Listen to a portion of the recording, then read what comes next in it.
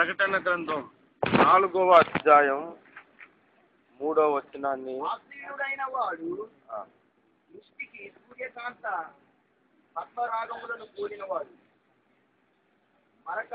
మరకతము వలె ప్రకాశించు ఇంద్రధనుస్సు సింహాసనమును ఆవరించి ఉండేది. చాలు, ప్రార్థన చేసుకుందాం.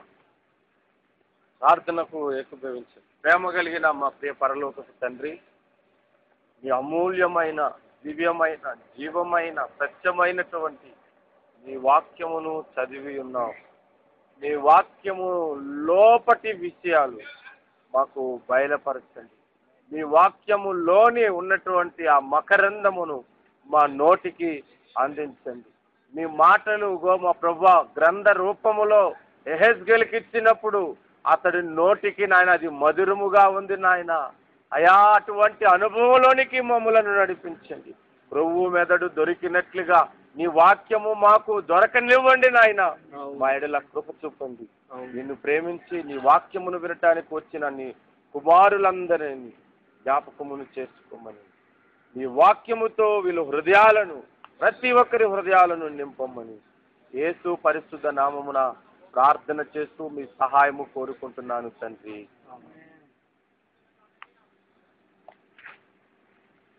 క్రీస్తునందు సహోదరులరా, ఈ యొక్క వాక్య భాగమును మనం ఆలోచన ఈరోజు చేద్దాం. మీరు గమనించినట్లయితే యోహానుకి దేవుడు పిలిచిన విషయము ఏమిటంటే, ఇక్కడికి ఎక్కి రమ్ము, ఇక మీదట జరగవలసిన వాటిని నీకు కనపరచెదను అన్నాడు. యోహానుకి దేవుడు పరలోకమునకు ఆహ్వానం పలికాడు.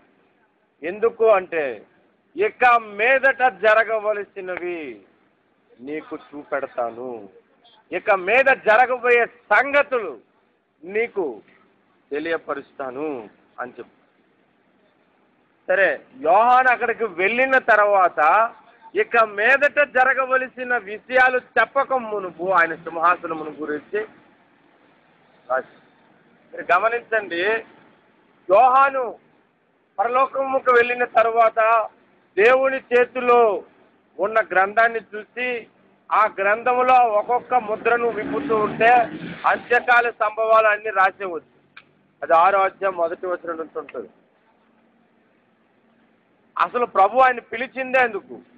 కానీ మధ్యలో ఆయన సింహాసనం ఎలాగుంది, ఆ సింహాసనము చుట్టూ ఆయన వాతావరణం ఎలా ఉంది, ఇవన్నీ రాస్తున్నాయి. ప్రకటన గ్రంథం వాస్తవంగా 6వ అధ్యాయం నుంచి ప్రారంభమవుతుంది.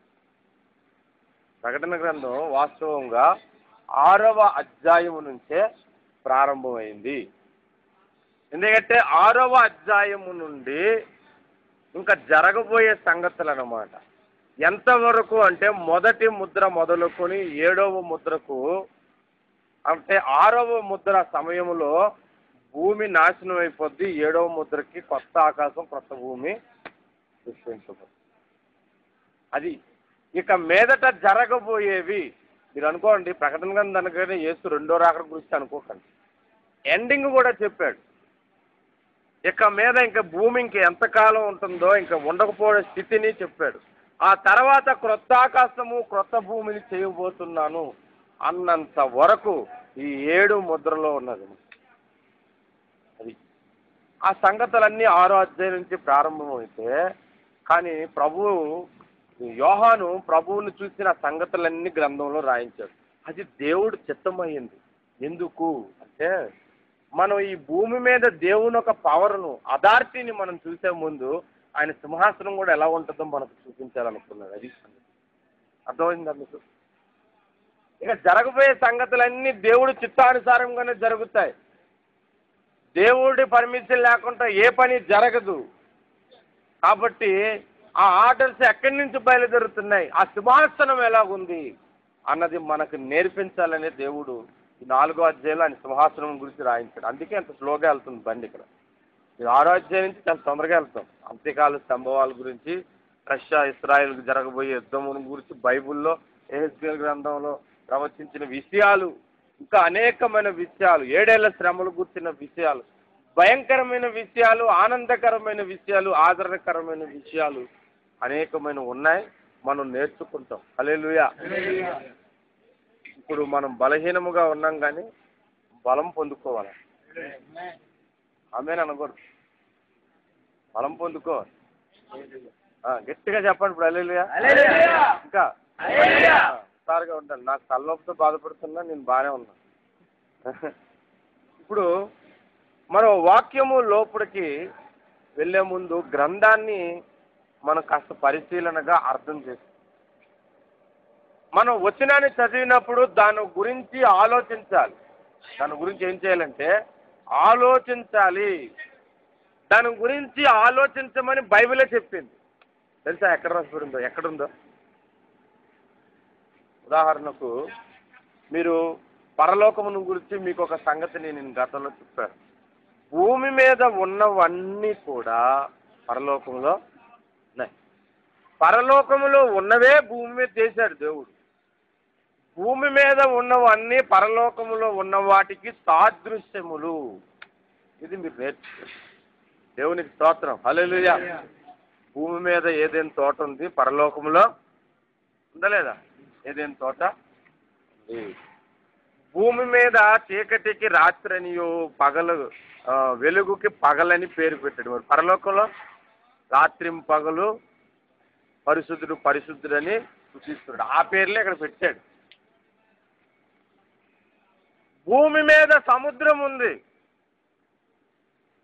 భూమిలో, ఈ భూమంలో. పరలోకంలో ఉందా? సముద్రమును పోలిన స్ఫటికము ఉంది. దాన్ని చూసి సముద్రాన్ని సృష్టించాడు. దేవునికి స్తోత్రం కలుగు. ఆ ప్రకటన గ్రంథం మీరు చదవండి. అక్కడ చదివితే ఉంటుంది. గాజు వంటి సముద్రం ఉన్నట్టు ఉండెను. దేవుని సింహాసనము ఎదుట స్ఫటికమును పోలిన గాజు వంటి సముద్రం ఉన్నట్టుండెను. భూమి మీద కూడా మీరు అప్పుడప్పుడు చూడండి, వర్షం వచ్చినప్పుడు పెద్ద పెద్ద మెరుపులు వస్తుంటాయి, ఉరుములు వస్తాయి. వీటిని చేసింది దేవుడే. ఈ ఉరుములు మెరుపులు. నా చిన్నప్పుడు ఏమనేవారంటే పెద్ద పెద్ద ఉరుములు మెరుపులు వస్తుంటే కృష్ణుడు రథమెక్కి పరిగెడుతున్నాడని చెప్పేవారు. అదేమో నాకు తెలియదు కానీ దేవుని సింహాసనం నుంచి కూడా ఉరుములు మెరుపులు బయలుదేరుతా. పరలోకములో ఉన్నవే భూమి మీద చేశాడు దేవుడు. అర్థమైందా? ఉరుములు మెరుపుల ముందు పరలోకమా తర్వాత భూమి? ఏది ముందు, పరలోకమా భూమి? పరలోకం అంటే పరలోకంలో ఉన్నవే భూమి మీద చేశాడు. భూమి మీద ఉన్న పరలోకంలో కాదు. అలా మనం నేర్చుకోవాలి. ఒరే నువ్వు సో మీ నాన్నలాగే ఉన్నావురా అంటాడు కానీ మీ నాన్న ఇలాగ ఉన్నదేట్రా అని అనరు. అవునా కాదు? ఎందుకనరు? ముందు నాన్న. మనం ఏం చేస్తాము? పరలోకంలో ఎలాగుందంటే అసలు సూర్యులాగా దేవుడు ఉన్నాడు. కానీ చెప్పుకోవడానికి అది చెప్పుకుంటా కానీ సూర్యుడు దేవుని మహిమను తెలియపరుస్తాడు. అందుకే 19వ కీర్తనలో ఒక మాట ఉంటుంది. అంతరిక్షములు ఆయన మహిమను వివరించుతున్నవి, తెలియపరుచుతున్నవి అని అన్నాడు. హల్లెలూయా. మనం ఇలా నేర్చుకోవాలన్నమాట. అప్పుడు మనకి సంగతి అర్థమవుతుంది. మీకు ఇంతకు ముందు ఇంకొక మాట కూడా చెప్పాను. దృశ్యమైనవి మేము చూడట్లేదు, అదృశ్యమైనవే మేము చూస్తున్నాం అని పౌలు అన్నాడు. అంటే దృశ్యమైనవి చూడట్లేదు అంటే ఇప్పుడు ఉదాహరణకు పౌలు పేతురు కలిపి ఈ సెల్ గ్రూప్కి వస్తున్నారు అనుకోండి. వాళ్ళ పద్ధతి ఏంటి? దృశ్యమైనవి చూడకూడదు. గుడ్లు కట్టుకుని వస్తారనుకున్నారు కళ్ళకి. లేదు, అన్నీ చూస్తూనే ఉంటారు. వీటిని చూస్తూ వీటిని సృష్టించినటువంటివి, వీటిని పోలిన వంటివి కూడా వాళ్ళు చూస్తారు. అది ఆ దృష్టి మనకు రావాలి, ఆ మనోనేత్రము మనకు కావాలి. దేవునికి స్తోత్రం కలుగునుగా. అది దృశ్యమైన వాటిని చూడక మేము అదృశ్యమైన వాటినే చూస్తున్నామన్నాడు. ఆ తర్వాత ఇంకొక మాట అన్నాడు. దృశ్యమైనవి అనిత్యములు, అదృశ్యమైనవి నిత్యములు. ఏవి నిత్యం? అదృశ్యమైన కంటికి కనబడట్లేదే, అవే నిత్యమైనవి. దాని కొరకే మనం ప్రయాసపడాలి, దీని కొరకు కాదు. ఈ కంటికి కనిపించేవన్నీ 6వ ముద్ర విప్పగానే మొత్తం పోతాయి, ఇవేవి ఉండవు. కానీ కనబడని వాటి కొరకే విశ్వాసము చేత మనం నడుచుకోవాలి. హల్లెలూయా. దేవునికి స్తోత్రం కలుగును గాక. కాబట్టి గ్రంథాన్ని ఎలా చదవాలంటే ఒక విషయాన్ని చెప్తారు. శాస్త్రజ్ఞులు సాధారణంగా ఎక్కడైనా ఒక టేబుల్ మీద కూర్చున్నారనుకో, ఈ టేబుల్ దీన్ని ఎవరు చేశారు, ఎలా చేశారు, ఇలాగ ఆలోచిస్తూనే ఉంటారంట. వాళ్ళ డ్యూటీ అది. ఒక మొక్క పట్టుకున్నారనుకో, ఈ మొక్క ఏంటి, దీని ఒక వాతావరణం ఏంటి, దీనిలోంచి ఏమొస్తాయి, ఎంతసేపు ఇదే ఆలోచన. ఒక సైంటిస్ట్ పేరు నాకు గుర్తులేదు, నోట్రన్ అనుకుంటా. ఆయనంట చైర్ వేసుకుని ఒక కూర్చున్నాడంట, ఎదురుగా మామిడి చెట్టు ఉంది. మామిడి చెట్టు వైపు చూస్తూ ఆలోచిస్తాడు. దీనిలో ఒకసారి పండు రాలి, మామిడి పండు కింద పడగానే పండు పడిన కొద్ది సమయానికి ఆయనకు ఒక ఆలోచన వచ్చింది. వెంటనే ఉర్రేకా అనుకుని అరుచుకుని పారిపోయాడు. పారిపోయిన తర్వాత ఉర్రేకా అనే మాట కలుతుంటే విజయం, కనిపెట్టాను, సాధించాను అని అర్థాలు వస్తాయి. వెళ్ళిపోయాడు. ఏమైందనంటే ఆ పండు కిందకే ఎందుకు పడింది, పైకి ఎందుకు వెళ్ళలేదు అని ఆలోచించాడు అనమాట. ఏ వస్తువైనా కిందకే ఎందుకు పడుతుంది అంటే భూమికి ఆకర్షించే శక్తి ఉందన్నమాట అనే సంగతి తెలుసు. అంతకుముందు అనేకులు ఈ సంగతులు చూశారు కానీ బయలుపడలేదు. కానీ ఆయనకే ఎందుకు అర్థమైంది, ఆలోచించి బట్టి. అవునా? ఇప్పుడు ఎక్కడుందని అడిగాను, మీకు ఆలోచించమని బైబిల్లో ఉంది కదా, ఎక్కడుందని అడిగాను. మీరు ఇప్పుడు వచ్చి చెప్పలేదు. మీరు ఎప్పుడు చెప్తారు? ఇప్పుడు వాక్యం చెప్తుంటే వినడమే తప్ప కొత్తగా నేర్చుకుందాం, నాకు చెప్పేవాళ్ళు కావాలని నా ఆశ. మీరు ఎప్పుడు నేర్చుకుంటారో మరి నాకు అర్థం కాదు. చెప్పిన సంగతులే మీకు గుర్తులేవు. ఇప్పుడు మీరు అందరూ బైబిల్ తెరిచి చదవండి, ఇలాంటి విషయాలు తెరిచి చదవండి. రోమీలకు రాసిన పత్రిక మీరు తీపైనా పర్లేదండి, కనబడలేదు దానికి ఎందుకు చెప్పు. రోమీలకు రాసిన పత్రిక 1వ అధ్యాయం 20వ వచనంలో ఆయన అదృశ్య లక్షణములు అనగా ఆయన నిత్య శక్తి, దేవత్వమును, జగతి ఉత్పత్తి మొదలుకొని సృష్టించబడిన వస్తువులను ఆలోచించుట వలన, దాన్ని అలా రౌండప్ చేసుకోండి, ఆలోచించుట వలన చేతపడుతున్నవి. హల్లెలూయా. దేవుని గురించి తెలుసుకోవాలంటే బైబిల్ పక్కన పెట్టి ఈ సృష్టిని గమనించుకుంటూ వెళ్తే చాలా ఆలోచన పడి తడుతుంది.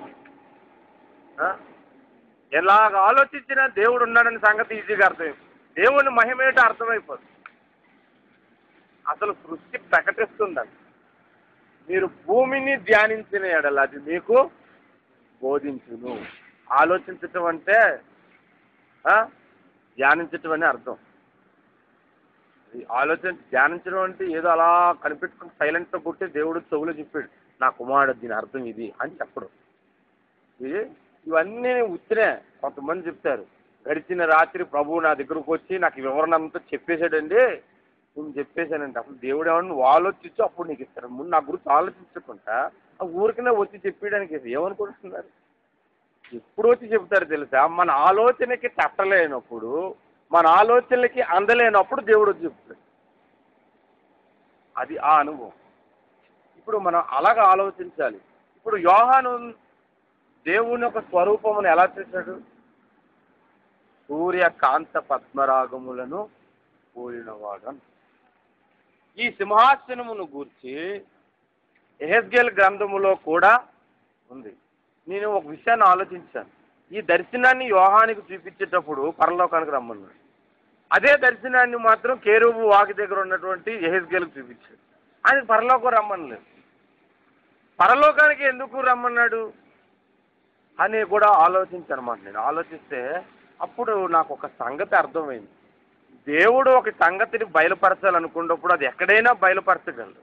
కానీ పరలోకానికే యోహాన్ని రమ్మని అక్కడ వాతావరణాన్ని ఎందుకు చూపించాడంటే ఈ విషయాలన్నీ చెప్పడానికి భూమి మీద నా గురించి గ్రంథం రాయమని చెప్పాడు అన్నమాట. అది అర్థమైందా? ఎందుకంటే దేవుని సింహాసనము చుట్టూ ఉన్న పరిస్థితి ఏంటో మనం తెలుసుకోవాలి. దేవుడు దిగి వచ్చినప్పుడు 24 పెద్దలు యెహెజ్కేలు దగ్గరకు రాలేదు. కానీ ఈయన అక్కడికి వెళ్ళినప్పుడు కంప్లీట్ స్టోరీ అర్థమైందనమాట. దేవునికి స్తోత్రం కలిసి. కాబట్టి మనం ఆలోచిద్దాం ఈ వాక్యాన్ని. ఇప్పుడు మనం ఏం నేర్చుకున్నామంటే జగత్తుత్పత్తి మొదలుకొని సృష్టింపబడిన వస్తువులను ఆలోచించటం వలన ఆయన అదృశ్య లక్షణాలు అంటే నిత్యశక్తి, ఆయన దైవత్వము మనకు అర్థమవుతుందండి. ఇప్పుడు మనం దేని గురించి ఆలోచించాలి? వచనం ప్రకారం సూర్యుని గురించి ఆలోచించండి. మీరు ఒక మాట గమనించండి, సూర్యుని దగ్గరికి వెళ్ళాలి అంటేట శాస్త్రజ్ఞులు కనుగొన్న ఒక సంగతిని, వాళ్ళు టెలిస్కోప్, అదేనేమంటారు టెలిస్కోపేనా, దానితో చూసినప్పుడు నక్షత్రాలకి దగ్గరగా క్లోజ్గా వెళ్ళారట. తర్వాత 2006లోని ఒక కొత్త భూమండలాన్ని కనుగొన్నారు. భూమికి కొన్ని కాంతి సంవత్సరాలు అని నేను ఒకసారి లిస్టు కూడా చెప్పాను. కనుగొన్నారు. అక్కడ కూడా సూర్యుని కాంతి పడుతుంది, అక్కడ కూడా భూమి ఉంది, అది మనకంటే 3 అంతలు ఎక్కువగా పెద్దదిగా ఉందని కనుక్కున్నారని. ఈ సృష్టిలోని చాలా విషయాలు ఉన్నాయి, చాలా సృష్టి ఉంది. ఇవన్నీ కనుక్కోగలిగారు కానీ, ఉన్నదని సంగతి తెలుసుకున్నారు కానీ అక్కడికి సమీపించలేకపోయారు. ఒక చంద్రమండలానికి వెళ్ళారంటున్నారు కానీ అది కూడా అబద్ధం అని ఈ మధ్యకాలంలో అంటున్నారు. ఎంత నిజమో మనకు తెలియదు. ఎందుకంటే చంద్రమండలం వెళ్ళినట్టుగా ఇటు స్టూడియోలో ఫోటో తీసాడేమో ఎవరో తెలుసు. నేను నెట్లో చూస్తే కిందన అదే రాశారు, చంద్రమండలంలో దిగి ఎలగలని అన్నారు కదా, ఆర్మ్స్ట్రాంగ్ ఇది భూమికి ఆకరణ శక్తులు ఎదగలే కానీ. ఆ తర్వాత అది నేను చూసి కిందన చదివితే అది వెళ్ళలేదేమో అని అనుమానం. అది స్టూడియోలో ఎక్కడో తీసేశారేమో అని. పోనీ వెళ్ళారో లేదో మనకు అనవసరం, కానీ మనం ఆలోచన చేద్దాం. ఈ సూర్యుని దగ్గరికి అయితే శాస్త్రజ్ఞులు కనుక్కున్నారు 13 లక్షల డిగ్రీలతో వేడితో ఉంటాడట. ఎంత? 13 లక్షల డిగ్రీలు వేడి. 44 డిగ్రీలు వస్తే ఆ ఎండకి తట్టుకోలేకపోతున్నాం మనం. 44 డిగ్రీలకి తట్టుకోలేకపోతే ఇంకా మరి లక్షల్లో ఉన్నటువంటి సూర్యకాంతి దగ్గరికి ఎవరు ప్రవేశించగలరు? అసలు ఎప్పుడు ఎన్నటికీ వెళ్ళటానికి వీల్లేదు.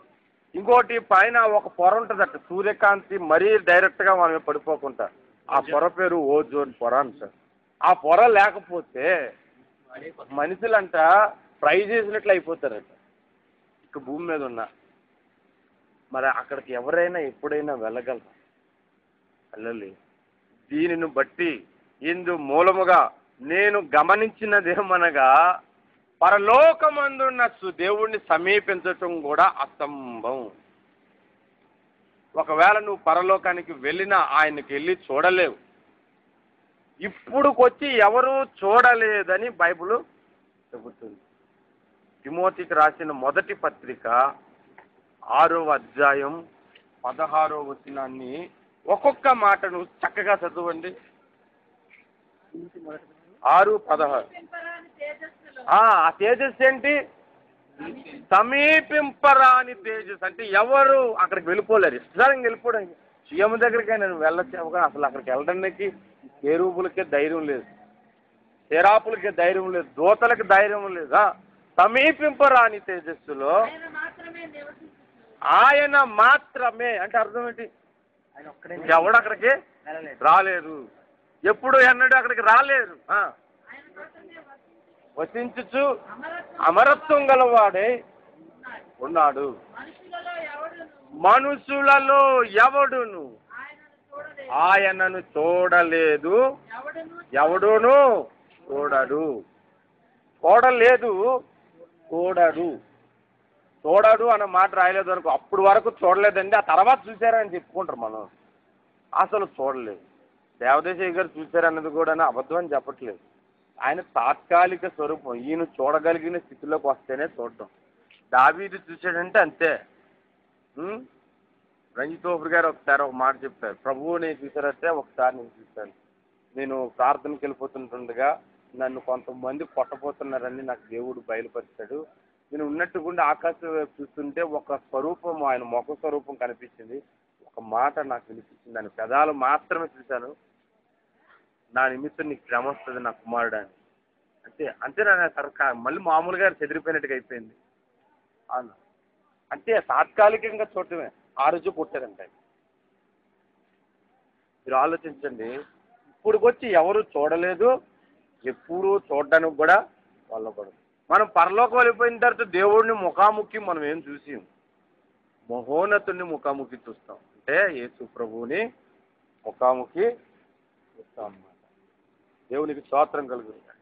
ఇంకో విషయం చెప్తాను, ఆయన ఎవ్వరూ చూడలేదు కానీ యేసు ఒక్కడే ఆయన్ని చూశాడు. ఆ మాట ఎక్కడుందంటే బైబిల్లో యోహాను సువార్త 1వ అధ్యాయం ఆఖరి వచనాన్ని మనం చదువుతాం. ఎవడును ఎప్పుడైనాను దేవుని చూడలేదు, తండ్రి రొమ్మునున్న అద్వితీయ కుమారుడే, ఆయన ఒక్కడే చూశాడని అర్థం. ఆయనను బయలుపరచాను, ఆయనే చూశాడు కాబట్టి ఆయనకిలాగే నేనున్నాను, మీ గురించి మహిమ తగ్గించుకొని ఓ దూతలారా మీ దగ్గరకు వచ్చానని దూతలకు కనిపించాడు. ఓ దూతలారా ఆయన నాలాగే ఉంటాడు అని చెప్పి మనిషి అవతారంలో మన దగ్గరకు వచ్చాడు. అది ఎప్పుడు ఎవరు ఆయన్ని చూడలేదు. సూర్యుడి దగ్గరికే ఇప్పుడు వచ్చి నువ్వు వెళ్ళలేకపోతే, అసలు వల్ల పడకపోతే పరలోకములో ఉన్న దేవుని యుద్ధకి ఎలా వెళ్తాం? ఆ పాఠమే మనకు సూర్యుడిని చూసి నేర్చుకోవచ్చు. హల్లెలూయా, హల్లెలూయా. దేవుడు ఒక నిత్య శక్తిలో ఇంకోటి ఏడు తెలుసా, నరకాన్ని దేవుడే చేశాడు. నరకాన్ని ఎవరు చేశారు? దేవుడు సైతాన్ చేశాడని అనుకోకండి, కొంతమంది తెలియదు. దేవుడే నరకాన్ని సృష్టించాడు. అయితే ఒక పాస్టర్ గారు వాక్యం చెప్తుంటే ఒక అతను వచ్చి అడిగాడట, నరకం అంటే ఉందండి అని అన్నాడంట. ఉందండి అని అన్నాడట. నరకానికి ఒక దేవుడు నన్ను పంపించాడు అనుకో, నేను ఏమవుతాను? ఏముంది ఆయన బాగా కాలుతుంటుంటాం అన్నాడు. ఎంతకాలం కాలుతానండి? ఇంతకాలం అంతకాలం లేదు, ఇక నిత్యత్వం అంతా కాలటమే. మరి కాళ్ళంటే చచ్చిపోతాను కదండి అని అన్నాడు. చచ్చిపోవు, అదే అక్కడ వచ్చింది. ఆ అగ్ని ఎలాంటిదంటే నల్లటి అగ్ని ఆరదు, పురుగు తావదంటే నువ్వు తావు, ఆ మంట కూడా పోదు. అలాంటి స్థితి, అది నిత్యత్వం అంతా ఉంటుందంటే. అతను పాస్టర్ గారికి వ్యంగ్యంగా ఒక ప్రశ్న వేసాడంట, మీరు ఈ విషయం మీరు ఎలా నమ్ముతున్నారండి? ఒక స్కూటర్లోని పెట్రోల్ వేస్తే అది ఉన్నంత వరకే అది వెళ్తుంది, అది మండాలంటే పెట్రోల్ వేయాలి, అంత పెట్రోలు ఎలాగ వేస్తూ ఉంటేనే కదా బండి నడుస్తుంది. ఒక స్టవ్ వెలిగించాలంటే అందులో గ్యాస్ ఉంటేనే కదా అది వెలుగుతుంది, అయిపోతే వెలగదు కదా. మరి కొన్ని కోట్ల యుగాలు ఈ నరకంలో అగ్ని అలా కాలుతూ ఉండడానికి దానికి డీజిల్ ఆవిడ పోస్తున్నాడు, ఆయిల్ ఆవిడ పోస్తున్నాడు, దానికి కర్రలు ఆవిడ తీసుకొచ్చి పెడుతున్నాడు అని అడిగాడు. అప్పుడు మాస్టర్ గారికి ఒక థాట్ వచ్చిందండి. ఆయన నువ్వు ఈ చిన్నప్పటి నుంచి సూర్యుడిని చూస్తున్నావు, మీ నాన్న చూశాడు, మీ తాత చూశాడు, మీ తరతరాలు చూశారు, ఇప్పుడు వచ్చి ఆరిపోకుండా వెలుగు కనబడుతుంది, అది నువ్వు కంటితో చూస్తున్నప్పుడు నరకాన్ని అంటే చూడలేదు. దానిని వెలిగిస్తున్న దేవుడు నరకాన్ని ఎందుకు అలా కంటిన్యూ వెలిగించడం అడిగాడు. అర్థమైందా? నరకాన్ని ఎందుకు వెలిగించడు? అక్కడ కూడా అంతే, కంటిన్యూగా కాలుతూనే ఉంటుంది. అదే దేవుని యొక్క నిత్య శక్తి. అక్కడ పరలోకము కూడా అంతే, యుగాలు ఆ కాలే స్థితిలో నుంచి మనల్ని తీసుకొచ్చి. నేను ఏదైనా అంటే డైరెక్ట్గా అంటాను అనాలా, పేరుకి రమ్మంటేనేమో ఫోన్లో మాట కూడుకుని ఉన్నారు, ఎస్ఎంఎస్లు పంపించుకుని ఉండిపోయి ఉన్నారు. దేవుడు నీకు ఇచ్చిన ఆధిక్యత అంతా, ఎంత గొప్పతనం నీకు ఇచ్చాడు. అసలు దేవుడు నిన్ను ఎంత గొప్పగా ఎంచుకున్నాడు. అసలు ఆయన ప్రాణంతో సమానంగా ఎంచుకున్నాడు. అలాంటిది దేవుని సన్నిధికి రావడానికి ఎంత నెగ్లెక్ట్ చేస్తున్నారండి చాలా మంది, ఎంత అశ్రద్ధ చేస్తున్నారంటే. ఆయన ఆలోచించాడు, ఆ సూర్యుని గురించి ఆలోచిస్తుంటే అప్పుడు నాకు అనిపించేది, ఇంత గొప్ప దేవుణ్ణా నువ్వు ఆరాధిస్తున్నావు. ఇంకొక విషయం చెప్తాను ఈ సూర్యుడి గురించి. ఉప్పు సముద్రంలో నుంచి వస్తుందా రాదా? ఆ ఉప్పుని పూర్వీకులు ఏమని ఎంచారంటే పరిశుద్ధమైనదిగా ఎంచారు. లేవి కాండము 2వ అధ్యాయం 13వ వచనంలో, మీరు అర్పించిన నైవేద్యములన్నిటిలో ఉప్పు చేర్చవలను అని ప్రభువే చెప్తాడు. ఏం చేర్చాలంట? ఉప్పు కావాలంట. ఉప్పు పరిశుద్ధమైనదిగా పూర్వీకులు ఎంచారు. మీరు చూడండి, ఉప్పుని ఎక్కడైనా షాపుల్లో అమ్మేటప్పుడు దానికి బయటనే పెట్టేస్తారు, తాళం వేయరు, పెద్ద పెద్ద బస్తాలు. ఎందుకు తెలుసా? దాన్ని ఎవడు దొంగతనం చేయడు. ఎందుకు చేయను అనుకున్నావు? ఉప్పు దొంగతనం చేసినాడు ఆడు దరిద్రుడు అవుతాడట. ఇంకా తెలుసా మీకు? దానికి తాళం లేదు. అది పరిశుద్ధమైందని అన్నారే కదా. అసలు నేను అనుకున్నాను సముద్రంలో నుంచి ఉప్పు వస్తుంది కదా, అసలు ఎందుకు పరిశుద్ధమైంది? సీవేజ్ ట్యాంక్ని శుభ్రం గిరగొట్టి అందులోనే పడేస్తారు సముద్రంలో. అవునా? సీవేజ్ ట్యాంక్ అంటే తెలుసు కదా అందరికి. షిప్యార్డ్లో ఆ షిప్లో ఉన్న వాళ్ళందరూ టాయిలెట్కి వెళ్ళిందంతా ఒక ట్యాంక్లో స్టోర్ చేసి దాన్ని ఒక మధ్య కూటడు కొడతారన్నమాట. దాన్ని సీవేజ్ ట్యాంక్ అంటారు. లోపల ఉంటుంది దాని మోటార్. అది చేసి అది సముద్రంలో వదిలేస్తారు. చెత్త అంతా సముద్రంలో పడేస్తారు. అప్పుడప్పుడు సముద్రం ఒడ్డుకి వెళ్ళి చూడండి, చెక్కలు, ఆయిలు ఇలా వస్తుంటాయి. అక్కడి నుంచి తెచ్చిన ఉప్పు మనం తింటున్నాం. అది పరిశుద్ధమైందని అర్థం. అసలు ఎలాగైంది అంటే మీకు చెప్తాను చూడండి. అది సూర్యకాంతి వలన ఉప్పు బయట పడిందన్నమాట. సూర్యకాంతి వలన ఆ సూర్య కిరణాలు దాని మీద పడినప్పుడు దాంట్లో ఉన్న మలినం అంతా పోయి పరిశుద్ధముగా, ఉపయోగకరముగా మారుతుంది. అందుకే ప్రభు మనల్ని ఏమన్నాడంటే, మీరు లోకమునకు ఉప్పై ఉన్నారు. ఎందుకు మనం ఉప్పై ఉన్నాం అంటే, సూర్యకాంతి మన మీద పడినప్పుడు ఈ సముద్రం అనే లోకములో నుండి, ఆ చెత్త నుండి బయటకు వచ్చి పవిత్రముగా ఉంటాము. ఈ ఉప్పు వలన ఎన్ని ఉపయోగాలు తెలుసా? మీరు ఆలోచించండి. పౌలు అన్నాడు, మీరు ఇతరులతో సంభాషించినప్పుడు ఉప్పు వేసినట్లుగా మీ మాటలు రుచికరముగా ఉండనీయుడి అని అన్నాడు. ఉప్పు రుచికరంగా ఉంటుంది అది. ఉప్పు నిస్సారం అయితే మరి దేని వలన సారము పొందును అని అన్నాడు. సూర్యకాంతిలో నుంచి బయలుపడిన ఉప్పు రుచికరముగా ఉంటుంది. ఆ సూర్యకాంతి కింద మనం ఉంటే, దేవుని యొక్క కాంతి కింద మనం ఉంటే, మనము కూడా ఉప్పు వలె రుచికరముగా మనం మాట్లాడుతాం.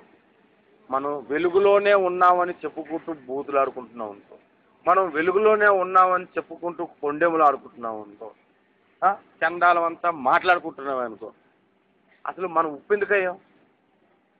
ఉప్పు రుచినిస్తుంది. మీరు ఇంకో విషయం చూడండి, ఉప్పు కంటికి కనిపించదు. కూరలో వేసిన తర్వాత కూరలో వంకాయలు వేస్తే కనబడుతుంది, బెండకాయలు వేస్తే కనబడుతుంది, ఉల్లిపాయలు కనబడుతుంది, ఎల్లుల్లిపాయలు కనబడతాయి, టమాటాలు కనబడతాయి, ఆయిల్ కనబడుతుంది, వాటర్ కనబడుతుంది, కారం కూడా కలర్ చూపిస్తే కనబడుతుంది, కానీ ఉప్పు కనబడుతుంది. మనం ఏం చేయాలి తెలుసా? మన వల్ల ఎంత పరిచర్య జరిగినా మనం కనబడకూడదు. అలా ఉండాలి. మనం కనబడేది ఎక్కువ, చేసేది తక్కువ. అసలు అలాగ ఉండాలని ప్రభు మనల్ని ఉప్పు అని అన్నాడు. మీరు లోకమునకు ఉప్పై ఉన్నారు అని ప్రభు మనకి చెప్తారు. మన వాళ్ళు ఉప్పు కాదు, అందులో పెద్ద మటన్ ముక్కల్లాగా ఎముకలతో సహా కనబడతారు అనమాట. ఒకసారంట ఏసన్న గారి చర్చికి ఒక ఆమె ఏమో కానుక ఇచ్చింది 10 రూపాయలు ఇస్తే, ఫస్ట్లో వాళ్ళ చర్చిలోని కానుకలు ఇచ్చిన పేర్లు చదివేవారు అనమాట. అంటే చర్చి కట్టడానికి కానీ దేనికైనా. పలానా ఆవిడ 20 రూపాయలు ఇచ్చింది, 10 రూపాయలు ఇచ్చింది అని చెప్తే ఈవిడ పేరు చదవటం మానేశారంట.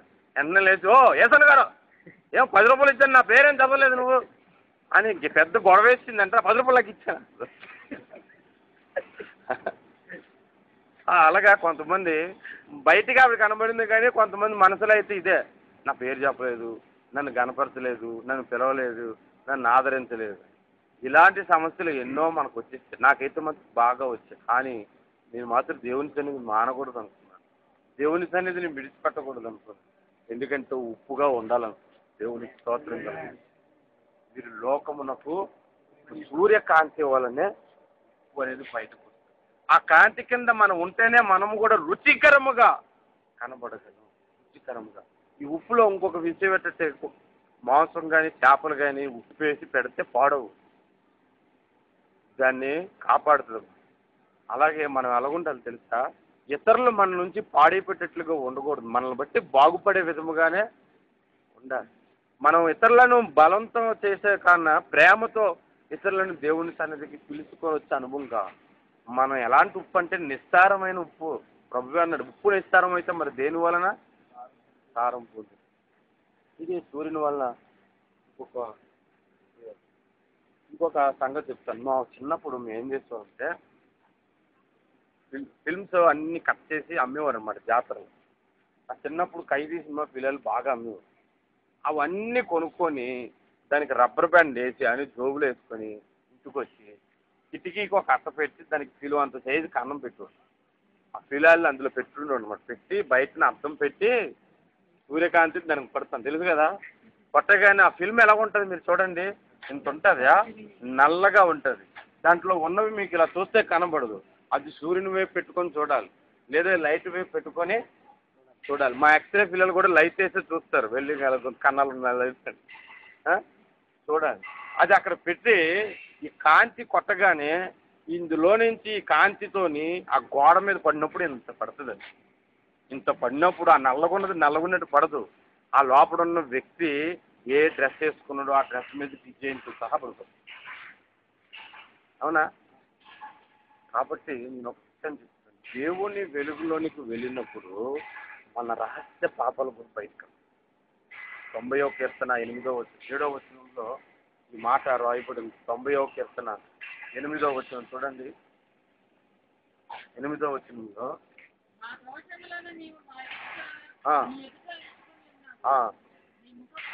నీ ముఖ కాంతిలో మా రహస్య పాపములు కనబడుచున్నవి. ఎప్పుడైతే ఈ వెలుగు ఫిల్మ్ మీద పడినప్పుడు అది ఇంత పెద్దదిగా పడి అందులో ఉన్నవన్నీ పడతాయో, దేవుని వెలుగు దగ్గరికి రాగానే మన రహస్య పాపాలు మనకి కూడా అది మర్చిపోయి ఉంటాం. అది పాపం అనే సంగతి మనకు గుర్తెరుగున్నాం. కానీ దేవుడి దగ్గరికి రాగానే ఓహో ఇది నేను చేసింది తప్ప అని మనకు అర్థమవుతుంది. ఇది పాపమా అని అర్థమవుతుంది. మీరు చూడండి, ఒక ప్రవక్త ఉన్నాడు, ఆయన జనుల్లో తిరుగుతూనే ఉన్నాడు. ఆయన నోటి మాటలన్నీ అబద్ధాలుగా బూతులాడుతున్నట్టుగా ఉన్నాయేమో మరి నాకు తెలియదు. కానీ ఆయన ఒకసారి సింహాసనాసీనుడైన దేవుణ్ణి చూస్తాడు. యెషయా 6వ అధ్యాయంలో ఉంటుంది. దేవుణ్ణి చూడగానే, ఆ కాంతిని చూడగానే ఏమని కేకేశాడంటే, అయ్యో నేను అపవిత్రుడను, అపవిత్రమైన జనుల మధ్య నివసిస్తున్నాను, అపవిత్రమైన పెదవులు గలవాడును నరిచాడు. అక్కడ అయ్యో అని అరిచి, అయ్యో అని మాట ఎలాగరుస్తారు? అయ్యో అని అన్నారు. అయ్యో అని పెద్దగా ఏడుచాడనమాట పాపం కొరకు. మనం పాపం ఒప్పుకుంటే పక్కడు ఉంటే ఒక శైలి చేసి తర్వాత మిగిలిన వేరు చేసుకుంటాం కదా. ఆయన అయితే ఇంకా ఆయన వెలుగుని చూడగానే భయపడిపోయి ఆయన పాపం అంతా ఒప్పుకున్నాడు. ఎందుకంటే ఆయన అపవిత్రమైన జనుల మధ్య, ఇప్పుడు వరకు వాళ్ళు అపవిత్రమైనని ఈయన అపవిత్రుడమైనని ఆయనకి తెలియట్లేదు. ఎప్పుడైతే దేవుని వెలుగు ఆయన మీద పడిందో ఆయన సంగతి ఆయనకు అర్థమైంది. అందుకే క్రీస్తు న్యాయపీఠం దగ్గరికి వెళ్ళిన తర్వాత ప్రభు నీ చేయలేదు, ప్రభు ఇదంతా అబద్ధం అనడానికి లేదు. అనడానికి లేదు. అసలు ఆ ముఖాన్ని చూడగానే మొత్తం తొక్కించుకోవడం. అదే అలాంటి స్థితి. ఇక్కడ ఎన్ని అబద్ధాలని ఆడివచ్చు, ఎన్ని కలుముజాలని కొట్టవచ్చు. నేను ఒక వ్యక్తికి అడగడం మానేశాను. ఏమి ఇచ్చానంటే పేరు కింద అర్థం అడగడం మానేశాను. అడిగినప్పుడల్లా అలా నాకు అంటున్నాడు. అన్న తర్వాత ఏదో అబద్ధం చెప్పేస్తాను. ఇప్పుడు నేను అడగటం వల్ల ఏమవుతుందంటే అబద్ధం చెప్పేస్తాడు. అనవసరంగా అబద్ధం ఆడించిన నవ్వుతున్నా. ఎందుకు వస్తే వచ్చాడు, లేకపోతే లేదని వదిలిస్తాను. అప్పుడప్పుడు నువ్వు ఒక మాట అంటాను, నీకు ఎప్పుడైనా వీలైతే అప్పుడప్పుడు వస్తుంది బ్రదర్ అనటం మానేశాను. సరే మీరు చూడండి, చాలా మటుకు ఇలాగే ఉంటారు. దేవుని కాంతి మనం ప్రకాశించినప్పుడే మనకి. ఇందాక మీకు చంద్రుడి గురించి ఒక మాట చెప్తాను.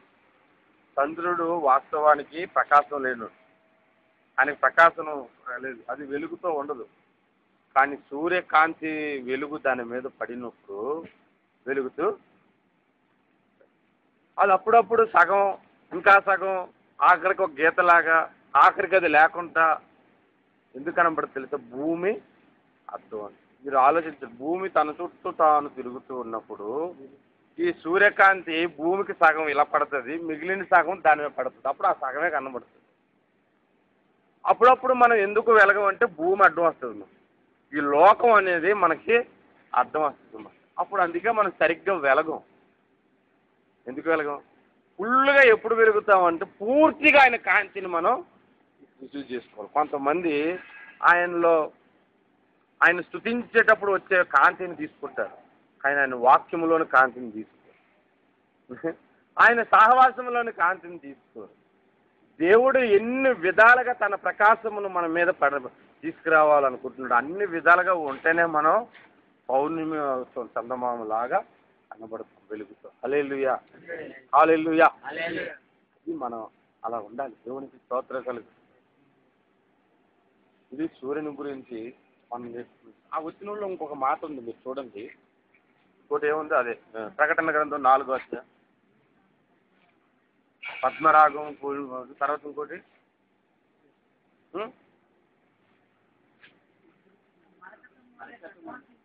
మరకతము వలె ప్రకాశించు ఇంద్రధనుసు సింహాసనమును ఆవరించు.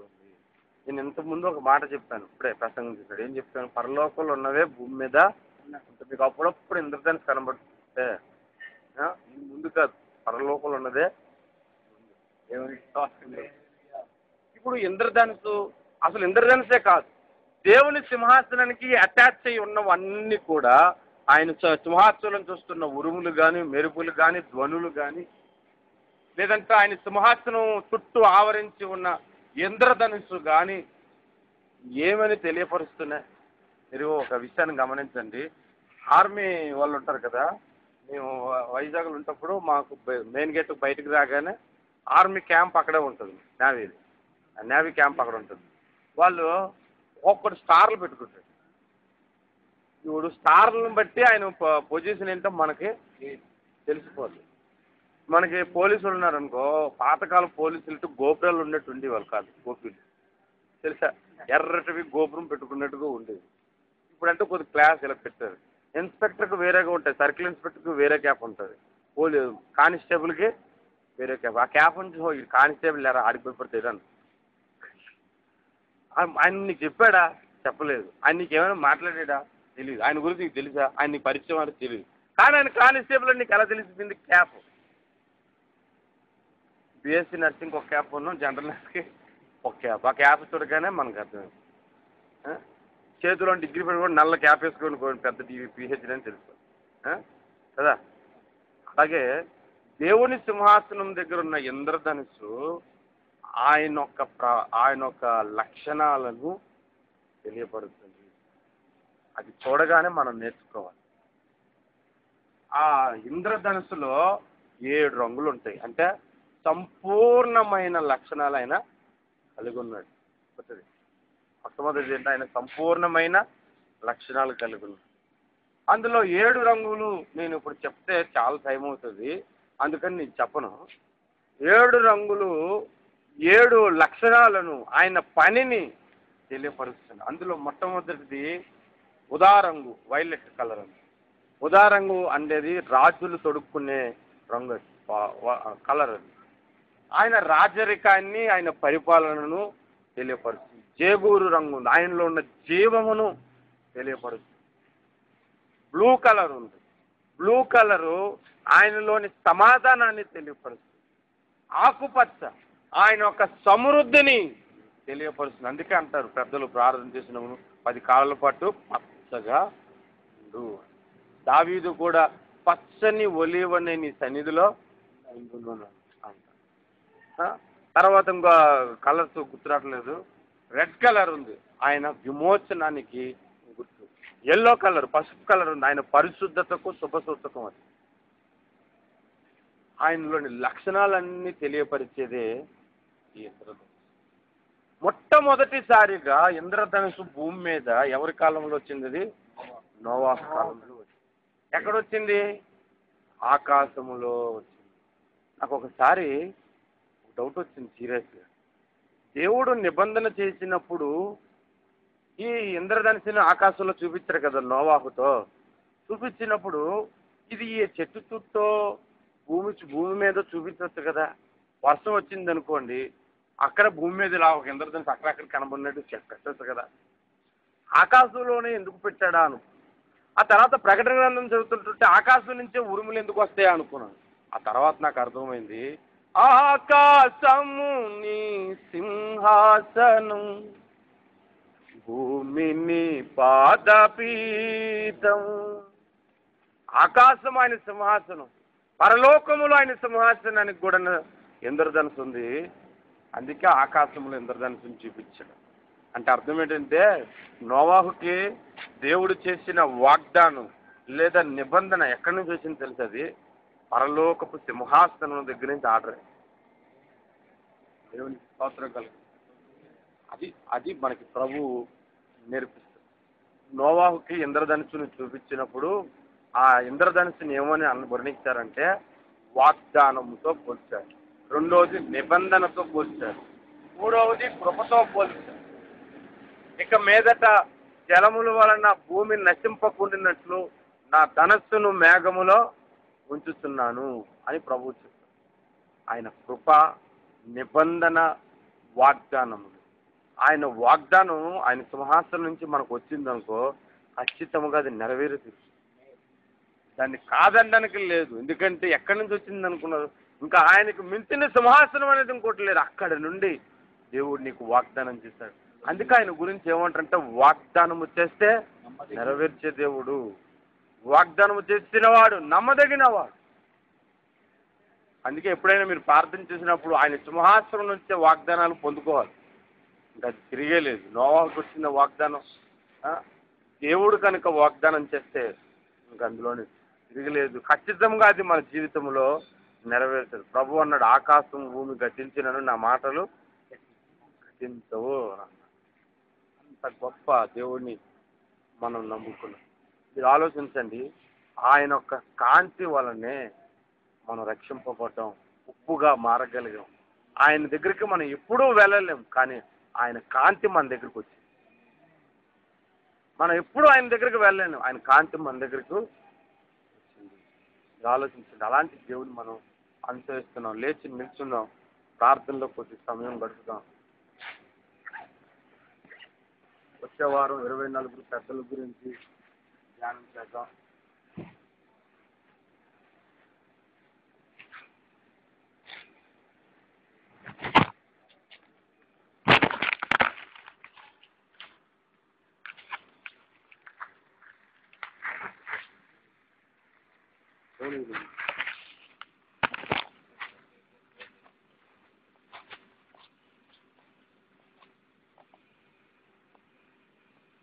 ఈరోజు మనం కొన్ని విషయాలు, దేవుని సింహాసనం గురించిన విషయాలు నేర్చుకున్నాం.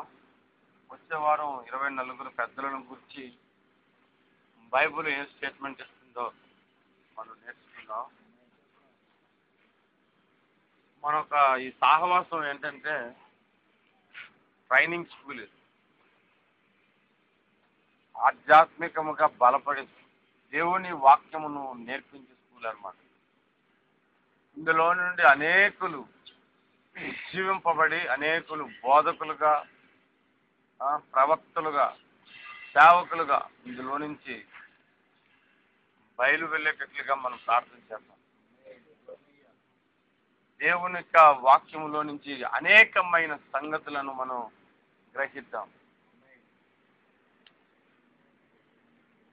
కొద్ది సమయం మీరు 2 చేతులు పైకెత్తి ప్రభు వైపు చూస్తూ ఆయన సింహాసనంలో ఉన్న ఆధిక్యతలను మనం గమనిద్దాం.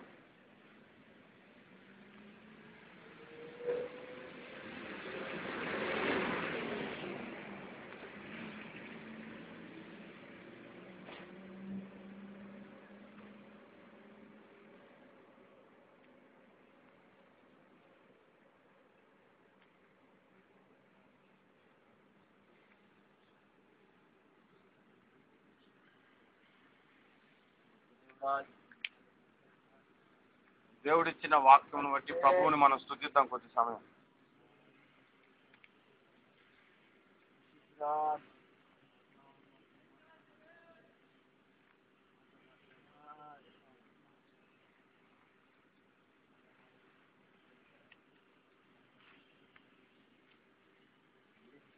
ఎవరు మౌనంగా ఉండరు, కానీ ప్రభువుని స్తుతిద్దాం.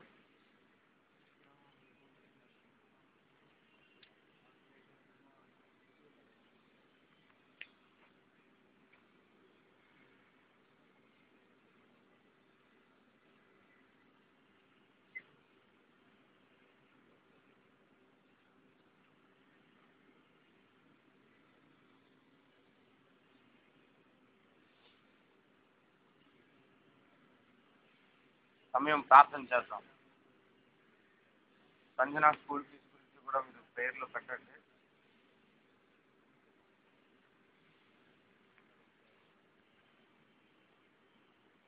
మా గురించి, మా కుటుంబం గురించి కూడా మీరు ప్రార్థనలో జ్ఞాపకం చేసుకోండి. సెల్ గ్రూప్ గురించి ప్రార్థన చేయండి.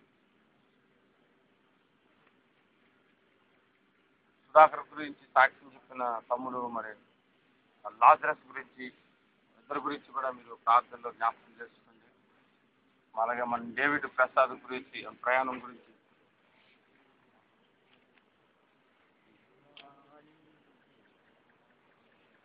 అలాగే భాస్కర్ తమ్ముడు గురించి కూడా ప్రార్థన చేద్దాం.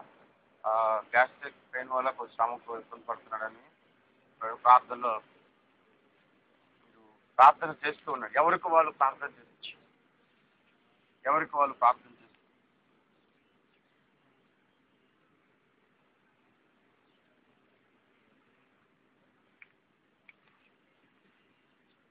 ప్రార్థన యందు ఆసక్తి కలిగి ఉండాలి. ప్రార్థనలో మనం ఆనందించాలి.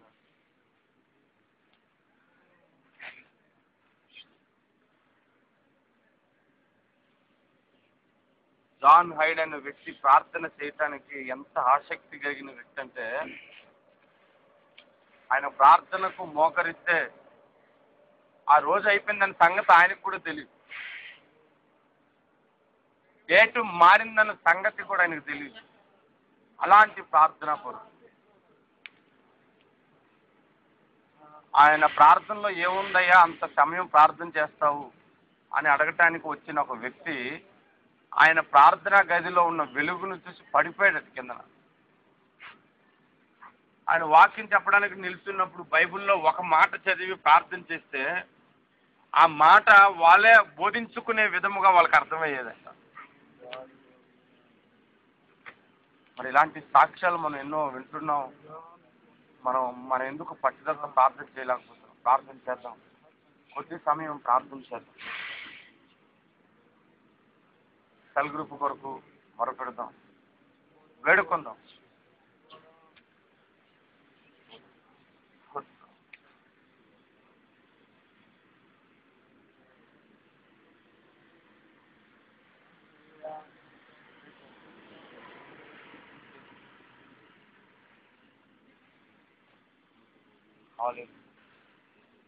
మాటలు బట్టి కూడా మీ మనసులో ధ్యానం చేద్దాం.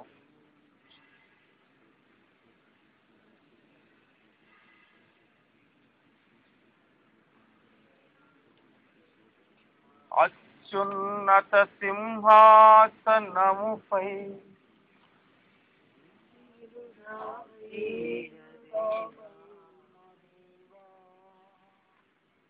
అత్యంత ప్రేమా స్వరూపిణి నీవే, ఆరాధించును నిన్నే. అత్యంత ప్రేమా స్వరూపిణి నీవే, ఆరాధించును నిన్నే.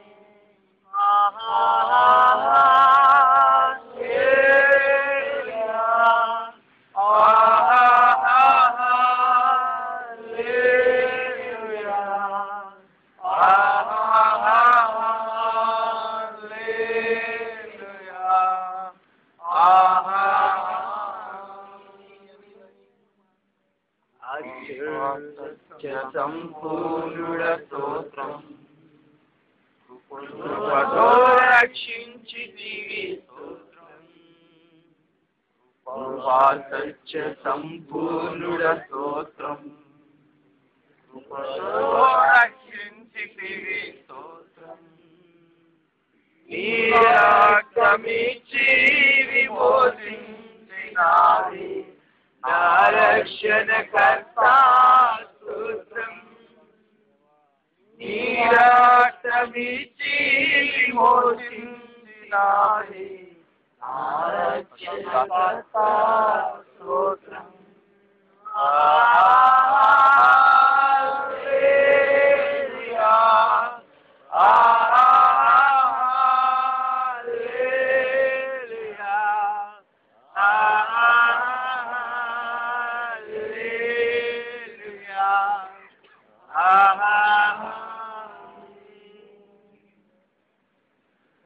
ప్రార్థనలో కనపడడం కోసం దేవుని సింహాసనం ఎదుట నీవు ఉంటే ఆయన్ని ఎలాగ స్తుతించి ఆరాధిస్తావు, ఎలాగ ఆయన ఘనపరిచి నీ విన్నపాలు, విజ్ఞాపనలు, ఇతరుల కొరకైన ప్రార్థనలు ఎలా చేస్తావో ఆ అనుభవం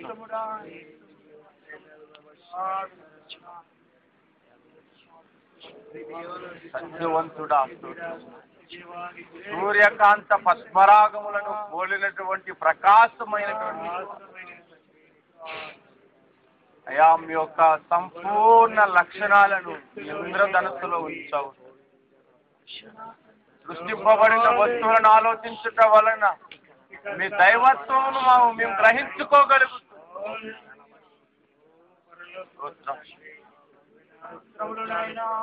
మహనీయుడైన తండ్రి, సర్వోన్నతుడు అయిన తండ్రి, ఇప్పుడు వచ్చిన బిడ్డలు జ్ఞాపకం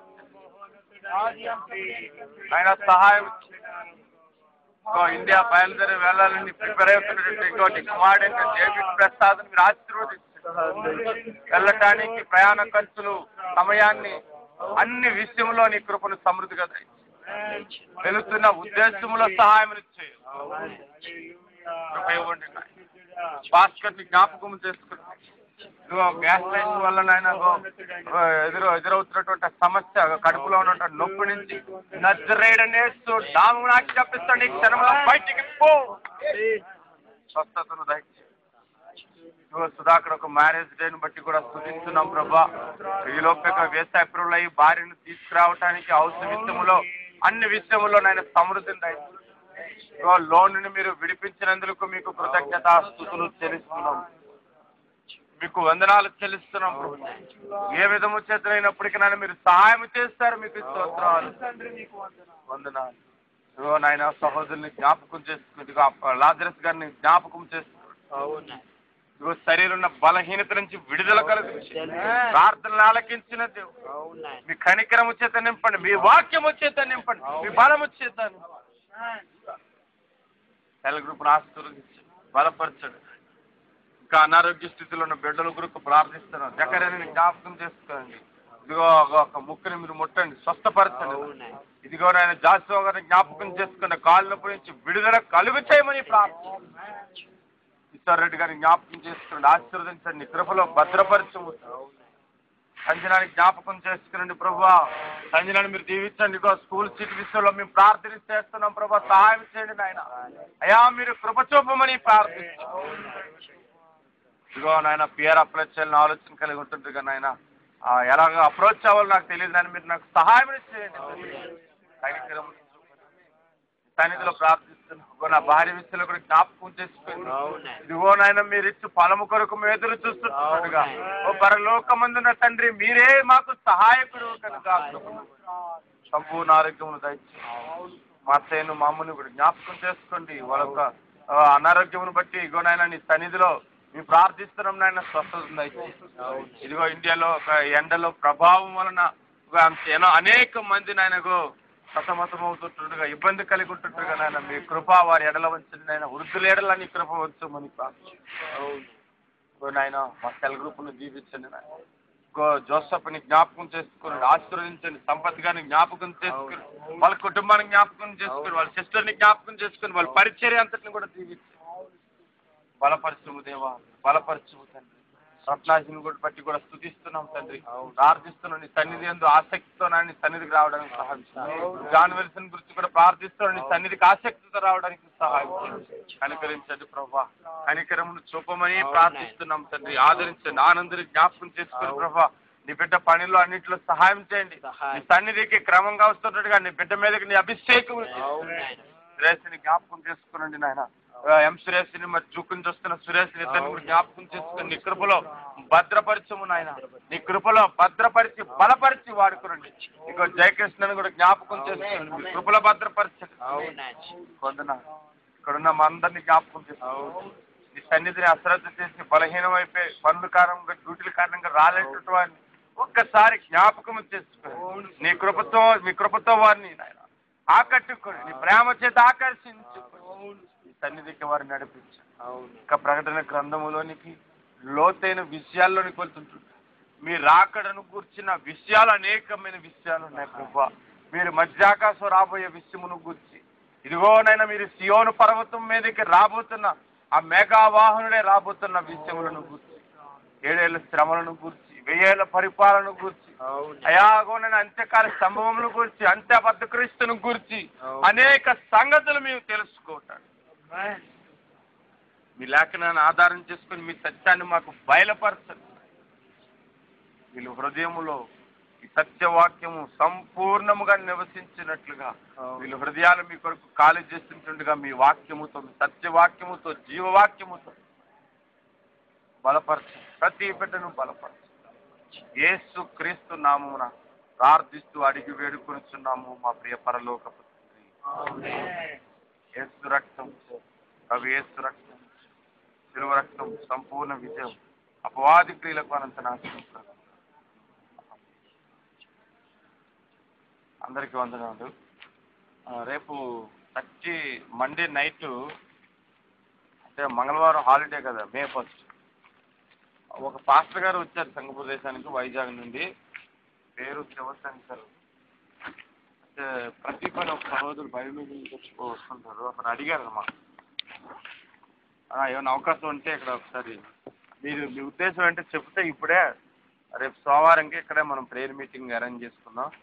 8 to 10, నైట్ 8 to 10, 2-3 పాటలు మెసేజ్. అది మరి మీరు చెప్పాలి కరెక్ట్గా. అరేంజ్ చేసిన తర్వాత ఆయన వస్తారని ఈయన వస్తారని మా ఇంటికి ఎవరు లేరండి కదా. ఆయన ఎవరు, ఆయన గురించి నాకు తెలియదు కానీ చెప్పడం అయితే మంచి సేవకులు పరిస్థితి బాగుంటుంది. మరి ఏం చేస్తారంటే నేను వస్తానన్నా నాతో పాటు ఇంకో కొత్త మంది కూడా ఇన్వైట్ చేస్తాను అంటేనే మరి పెట్టు. సోమవారం నైట్ 8 నుంచి 10 వరకు పెట్టుకున్నాను. ఓకే అంటే నేను పెంజింగ్గా మళ్ళీ వ్యాన్ బుక్ చేస్తాను.